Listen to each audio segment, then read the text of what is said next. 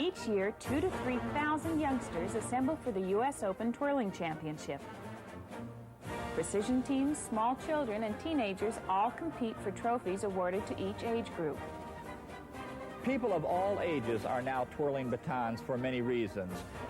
I think the biggest goal of the United States Twirling Association is to have the public recognize twirling as the true competitive sport that we think it is, and to disassociate baton twirlers with majorettes.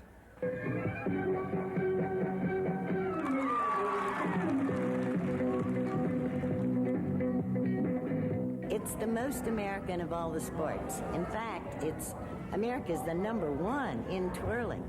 The other countries are falling in with us only because we send our coaches to Holland, to England, to Japan. All they know is what we've taught them.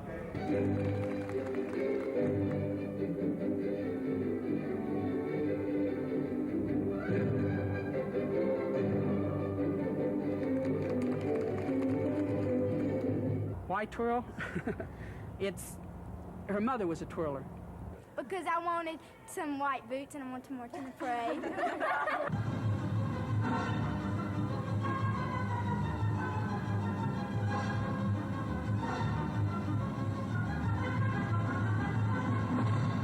This is the opening ceremony for this year's championship in San Antonio, Texas.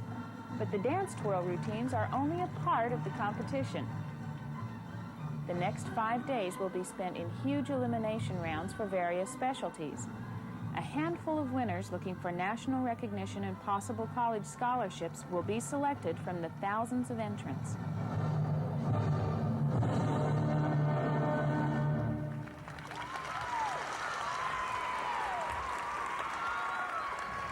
They're tremendous. They're a certain kind of people, really. And I've lived with it long enough to see them grow up from 5 or 6 to 20, and they make the best citizens this country has. Hi, I'm 7 years old, and my name is Kitten Gonzalez. Well,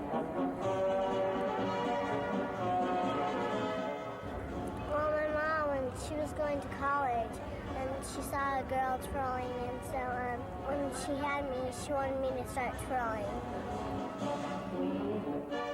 All of my daughters twirl, and they all have competed, and 3 of them are national champions.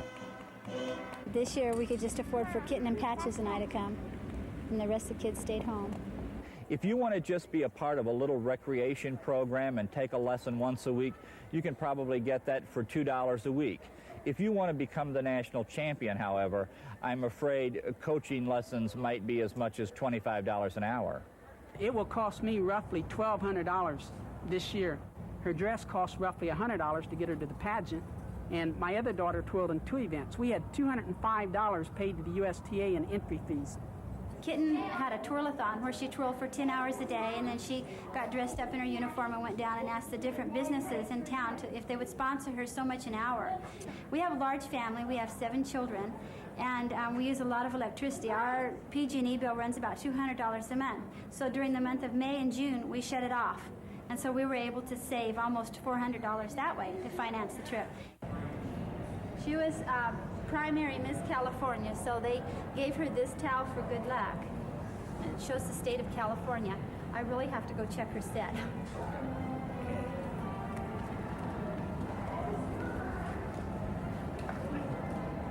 Little Tina Escabella.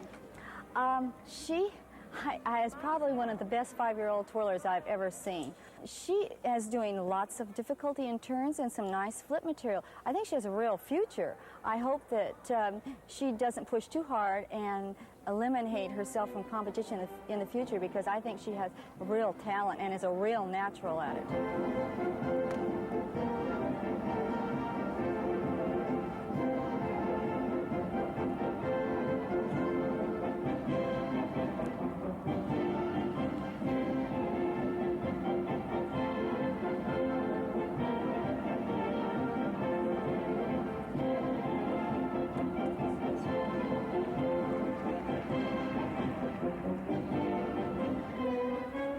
important to psych a child up and keep that psyching up so that they have self-confidence when they go out to perform and they're up for the performance.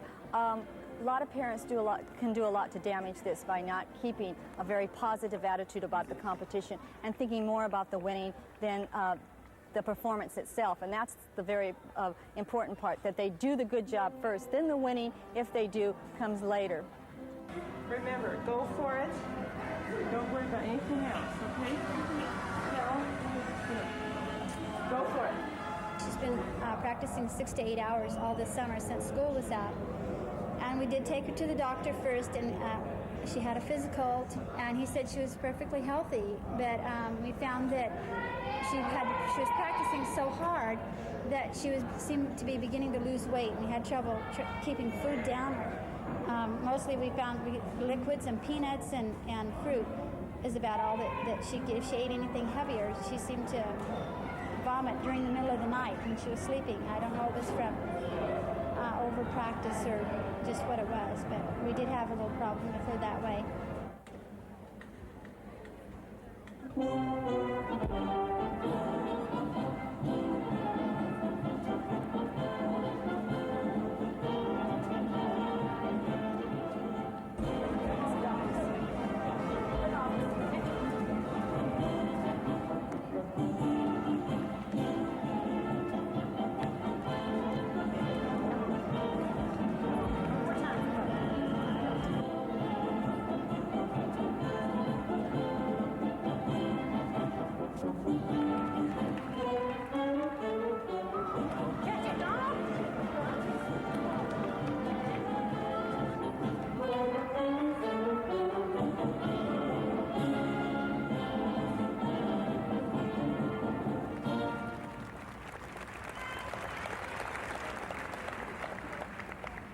There is certainly disappointment from losing, especially when you've worked all year towards this.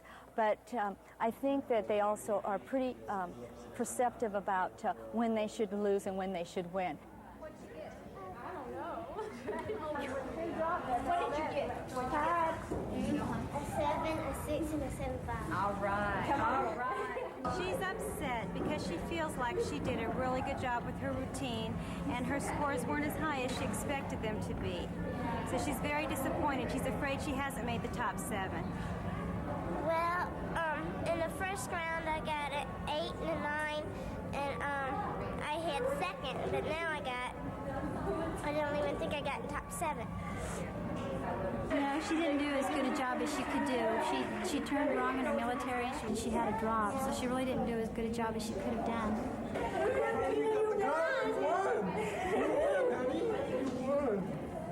I believe it, God.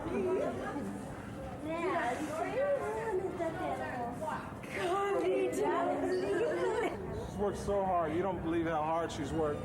She lost her bottom teeth working, getting ready for nationals. See her teeth there? She's got bruises all over her head. See, Tina? Her arms. They're all bruised up. She's got a callus on her hand. She's worked very hard. Worthwhile. Yeah, I'm so happy. I believe it. It's just the joy. Everybody wishes they could beat everybody. You know, you wish you could beat some of them. You could win, don't you? You like to win, right? It's fun, isn't it? Well, it's fun for everybody. This is my stuffed animal for good luck, but it didn't give me very much today.